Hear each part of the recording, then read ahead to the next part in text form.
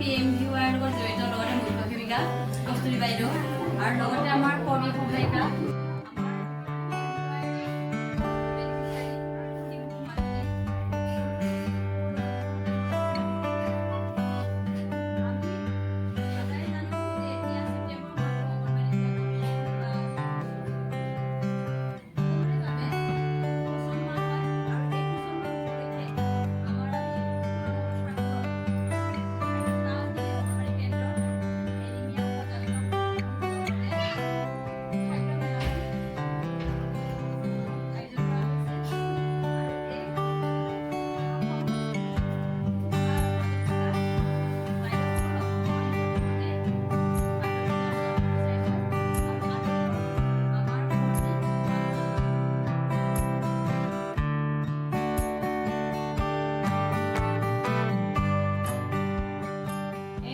মিটিঙলৈ সকলোকে অহাৰ বাবে ধন্যবাদ আৰু আপোনালোকে ইমান সুন্দৰকৈ হোটেলা পাতিছে আৰু আপোনালোকৰ আমাৰ মানে লোকেলি যে আমি ইমানখিনি বস্তু আপোনালোকৰ ইয়াতে পাই ভাল লাগিছে দেখি সেউজীয়া এই যে আমাৰ আপেল আঙুৰ এইবিলাকতকৈ আমাৰ যিবিলাক লোকেলি আমাৰ আমি যিবিলাক আমাৰ হাততে বাৰীতে পাওঁ আজিকালি সেই বস্তুৰ ডিমাণ্ড বেছি গম পাইছে বাইদেউ সেই বস্তুটোত সেই লোকেল যিখিনি আমাৰ যোনখিনি আমাৰ স্থানীয়ভাৱে আমি ফল মূল শাক পাচলি পাওঁ তাত আমাৰ কি হয় খাদ্যৰ গুণাগুণটো বেছি আমি যিবিলাক বজাৰৰ পৰা কিনি আনো তাৰ সেইবিলাক হাইব্ৰিড হয় তাত আমাৰ সাৰ দিয়ে সেইকাৰণে আমাৰ দেহাত যিখিনি লাগিব লাগে যিখিনি ভিটামিন পাব লাগে আমি নাপাওঁ যিহেতু আমি পইচাও খৰচ কৰোঁ ন সেই পইচাখিনি আমি যদি বেলেগত ব্যৱহাৰ কৰোঁ ল'ৰা ছোৱালী পঢ়াৰ কিতাপবোৰ কিনো বা কিবা বেলেগ এটা সঞ্চয়ো কৰোঁ তেতিয়াও কাম দিব সেইকাৰণে আমি আমাৰ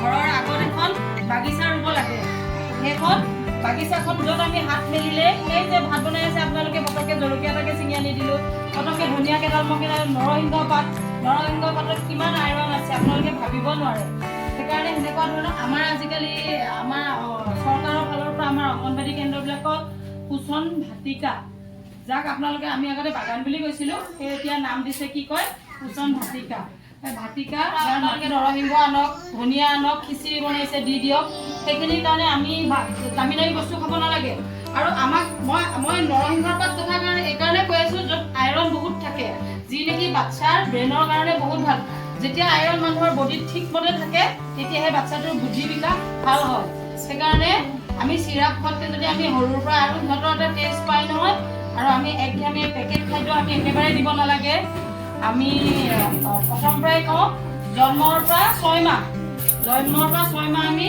একেবাৰে মাকৰ গাখীৰ এক্সক্লুচিভ ব্ৰেষ্ট ফিডিং কৰাব লাগে তাত আমি নট এ ছিংগল পানী এটা ড্ৰপো আমি মানে বাচ্চাটোক আমি দিব নালাগে 6 মাহৰ পৰা যিখিনিক আমি কমপ্লিমেণ্টেৰী ফিডিং দিওঁ যিখিনি আমি পৰিপূৰক আহাৰ একদম 6 মাহৰ মূৰতে দিব লাগে যে কিছুমানে ৰখি থাকে 9 মাহ মানলৈ হয়নে যে বাচ্চাটোৰ কিবা হৈছে ঘৰত কিবা হৈছে সেইটো নাই ঘৰত আপুনি নিয়মটো কৰি আমি আপোনালোকক কৈছোঁ আপোনালোকৰ ঘৰত বিশেষ অসুবিধা হৈছে বাচ্চাটোৰ অন্নপ্ৰসন আমি এটা অন্নপ্ৰসনো কৰোঁ নহয় বাইদেউহঁতেতো জানেই CBA এটা কৰোঁ আমি অন্নপ্ৰসন কৰোঁ গৰ্ভৱতী মহিলাক আমি পঞ্চামৃত খুৱাওঁ তো সেইবিলাকৰ দ্বাৰা আপোনালোকে যদি ঘৰত অসুবিধা পায় কিবা অলপ প্ৰব্লেম থাকে আপুনি আমাৰ অংগনবাড়ী কেন্দ্ৰতো সেই অন্নপ্ৰসনটো বাচ্চাটোৰ কৰি নি মানে আপুনি তাক খুৱাই থাকক কাৰণ আপুনি যদি বাচ্চাটোক 9 মাহলৈ অকল গাখীৰে খুৱাই তাৰ বিকাশত বাধা আহিব ৱেটটো কমি আহিব ৱেট কমি অহাৰ লগে লগে কি হ'ব তেওঁলোকৰ ওজনটো কমি অহাৰ লগে লগে বেমাৰ আজাৰে আগুৰি ধৰিব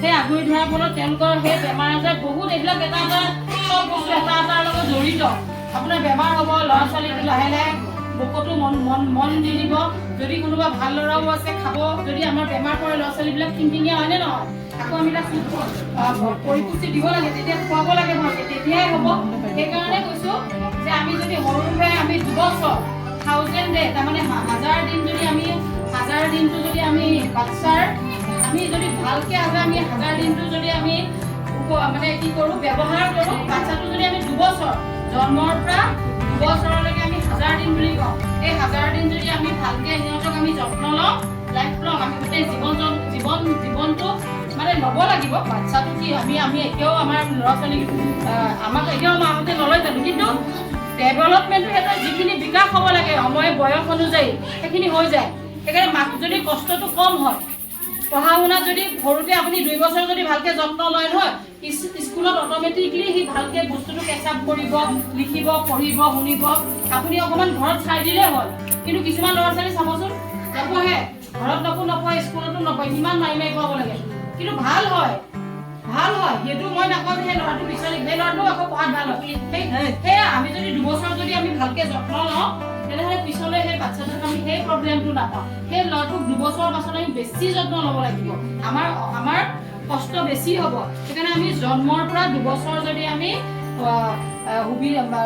আমি তেওঁৰ বাচ্ছাটোৰ লগত সুবিধা লওঁ। আমাৰ এটা 5 আঙুলিৰ নিয়ম আছে, হয়নে নহয়? 5 আঙুলিৰ নিয়মত কি আছে? পৰিপূৰক আহাৰ যেতিয়া আমি খুৱাওঁ, আমি 5 আঙুলিৰ নিয়ম আমি ফ'ল' কৰিব লাগে, য'ত আমাৰ 4বিধ খাদ্য আমাৰ প্ৰতিটো মানে প্ৰতি সাঁজ খাদ্যত আমাৰ 4টা খাদ্যবিধ আমাৰ অন্তৰ্ভুক্ত হ'ব লাগে, যেনে কাৰ্বহাইড্ৰেট, প্ৰটিন, হয়নে? তাৰপিছত ফেটছ, তাৰপিছত ভিটামিন, এনেকৈ 4বিধ। কেতিয়াবা ভিটামিন এনে মিনাৰেলো দিব পাৰে। সেই সেনেকৈ মানে আমি মিলাই আমি 4বিধ খাদ্য আমি দিবই লাগে তাকো। আৰু তেওঁলোকৰ বাচ্ছাটোৰ এটা নিৰ্দিষ্ট সেয়া থাকিব লাগে, মানে বাকী তাৰমানে আপুনি যোনদিনাখনে 6 মাহ হ'ব পৰিপূৰক আহাৰ, সেইদিনাখন পিছদিনাখনৰ পৰাই দিব লাগে। আমাৰ নিদিয়ে, আমাৰ বহুতে মাকৰ গাখীৰ খুৱাই থৈ দিয়ে। সেইখিনি সময়তে বাচ্ছাৰ কি হয়, ৱেইটটো একেবাৰে কমি যায় তাতে, হয়নে নহয়? বহুত মাকে এতিয়া জানা হৈছে, এতিয়া কলডিল দেখাইছে বাইদেউহঁতে, কলডিল মই খালো, আল্টিমেটলি মোৰ বডিত কি আইৰণ আহিলে নাই বাৰু? আহিল, কিন্তু নাহিবও পাৰে। কিয় জানেনে? আইৰণটো খালে তাৰ লগত আমি অকল নেমু টেঙাটো খাব লাগে, বুজি পাইছে? এতিয়া ধৰক আপোনালোকে এনেকুৱা মানুহো মই পাইছোঁ, বহুত ৰেয়াৰ, কম পাইছোঁ দেই, যে টেঙা একেবাৰে নাখায়। কেতিয়াবা কিছুমানৰ বেমাৰৰ ক্ষেত্ৰত খাব নোৱাৰিটো বেলেগ কথা।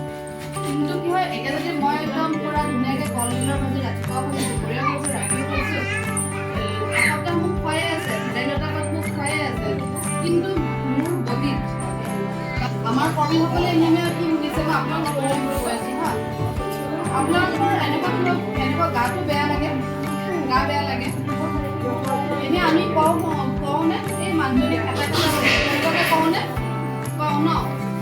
বা হঠাৎ মূৰ ঘূৰাই কেতিয়াবা, বিশেষকৈ মাইকী মানুহৰ হয় হা।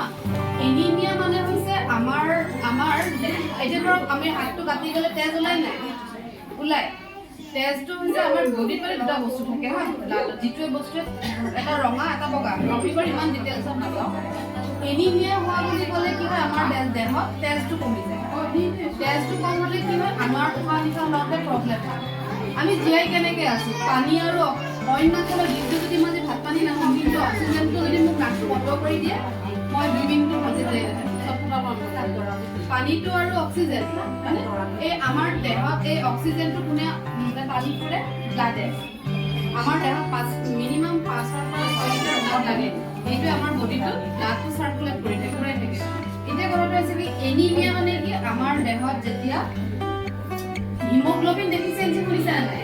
সেইটো শুনিছে? যেতিয়া হিমোগ্লোবিন ডেফিচিয়েঞ্চি মানে মেইন কথাটো হৈছে আমাৰ টেষ্টৰ কাগজখন দেখায় হিমোগ্লোবিন, কিন্তু আইৰণ ডেফিচিয়েঞ্চি নেদেখায়। এই যাৰ বডিত যেতিয়া আইৰণটো কমি যায়, সেইটোৱে হৈছে এনিমিয়া।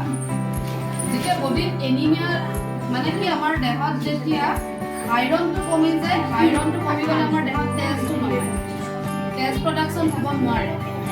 আৰু সেইটোকে আমি যেতিয়া ডক্টৰ তাত যাওঁ, আপোনাক টেষ্ট দিয়ে যে হিমোগ্লোবিন টেষ্ট, সেইটো আহিছে। তেতিয়া আমাৰ মেইন উদ্দেশ্য হৈছে এনিমিয়া প্ৰতি সজাগতা হোৱা, মানে কি আমি এইটো জানিব লাগিব যে আমাৰ কিবিলাক বস্তু আমি খালে আমাৰ দেহত আমি এনিমিয়াৰ পৰা মুক্ত হ'ব পাৰোঁ, মানে আমাৰ দেহটোৱে তেজটো প্ৰডাকশ্যন কৰিব পাৰে। কাৰণ তেজ নহ'লে কোনো, এতিয়া লিটাৰ তেল ঢালিব লগা হয় নাই, তেজ ঢালিব লগা হয় নহয় হস্পিটেলত থাকিলে।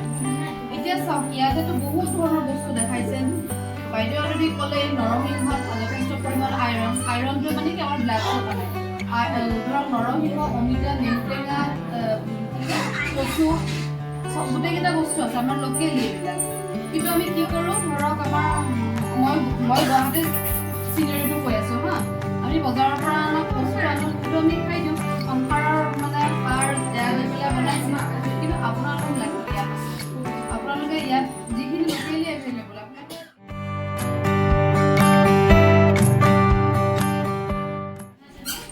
এতিয়া আপোনালোকে শুনকচোন, আমাৰ নীতিখন হৈছে সেইটো আছিলে লগতে আমাৰ সজাগতা আপোনালোকে কি ভাবিছে এইবিলাক আমাৰ মিটিং হ'লে সজায় কি সজায় যিহেতু আপোনালোকে বাইদেউ ইমান ধুনীয়াকৈ সকলোকে বুজাই ক'লে হয়নে ইয়াত কোনো আমি দামী কোনো খাদ্যৰ কেপচিকাম ৰখা নাই আমি বিলাহী ৰখা নাই যিবিলাক বস্তু দাম ল'ব আমি সেইবিলাক ৰখা নাই কি ৰাখিছোঁ যিবিলাক আপোনালোকে সজাই দেখি থাকে সেইটো আমি সেইটো এই পাতটো যে কি বুলি কয় এই পাতটো নহয় সেই পাতটো